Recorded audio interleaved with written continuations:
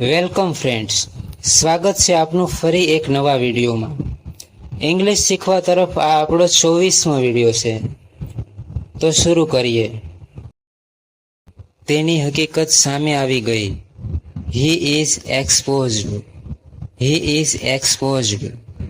Expose મતલબ હકીકત સામે આવી જવી, ખુલાસો થઈ જવો. હું તેની હકીકત સામે લાવીશ. ભવિષ્યની વાત છે, સામે લાવીશ એટલે વિલ આવશે. I will expose him. I will expose him. Him તમને ખબર હોવી જોઈએ કે he, him, his, his, himself. Right.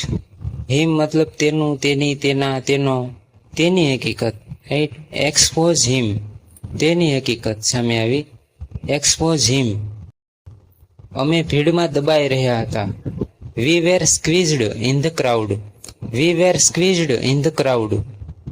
અહીંયા તમને પ્રશ્ન થાય કે વેર છે તો આઈએનજી આવવું જોઈએ, સ્ક્વીઝિંગ આવવું જોઈએ, પણ એવું નથી. આ પેસિવ વાક્ય રચના છે, એટલા માટે અહીંયા ઈડી વાળું રૂપ આવશે, સ્ક્વીઝડ. તેઓ મારી સામે ઝૂકી ગયા છે, નતમસ્તક થઈ ગયા છે.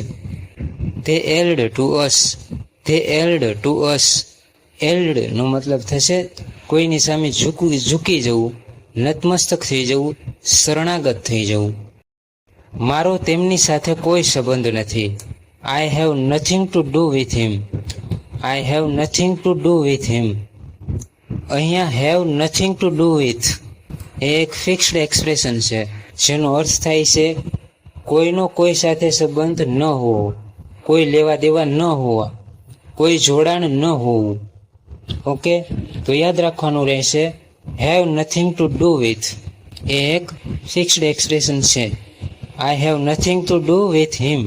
I have nothing to do with him. તે આશ્ચર્યચકિત થઈને ઊભો રહ્યો. તે છૂંકીને ઊભો રહી ગયો. He stood stunned. He stood stunned. Stand નું ભૂતકાળનું રૂપ છે અહીંયા સ્ટૂડ, અને સ્ટન્ડ એ અહીંયા શું છે? એડજેક્ટિવ છે. એ એવું બતાવે છે કે કેવી રીતે ઊભો રહ્યો. રાઈટ. તો છૂંકીને ઊભો રહી ગયો, આશ્ચર્યચકિત થઈને ઊભો રહી ગયો. સ્ટન્ડ. He stood stunned. He stood stunned. તમે અહીંયા ક્યાંથી? અરે તમે અહીંયા ક્યાંથી? What brings you here? What brings you here? હું તમને મળવા આવ્યો છું. I have come to see you. I have come to see you. તેણે મારું ભોજન અપવિત્ર કરી નાખ્યું. He defiled my meal. He defiled my meal. ડિફાઇલ્ડ નો મતલબ થાય છે અપવિત્ર કરી નાખવું, અને મીલ એટલે ભોજન. Right. He defiled my mill.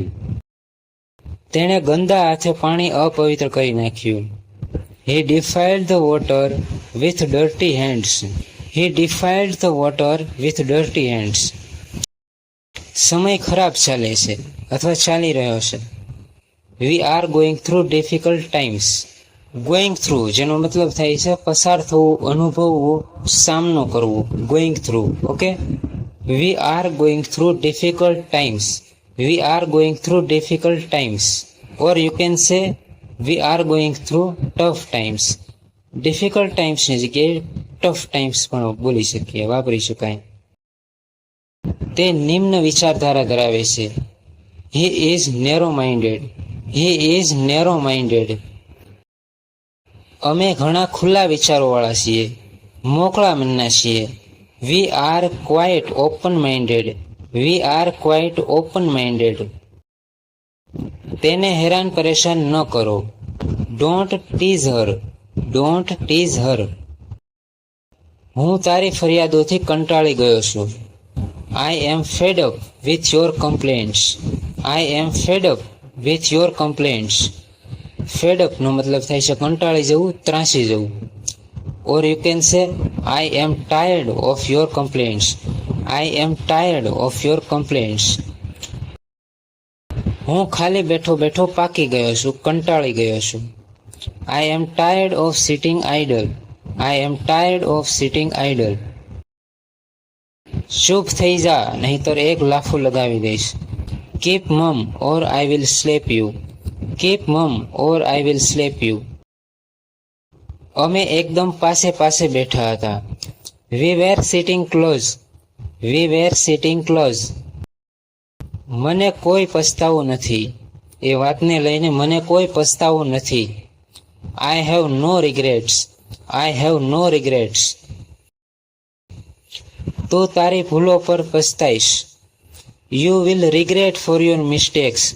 You will regret for your mistakes.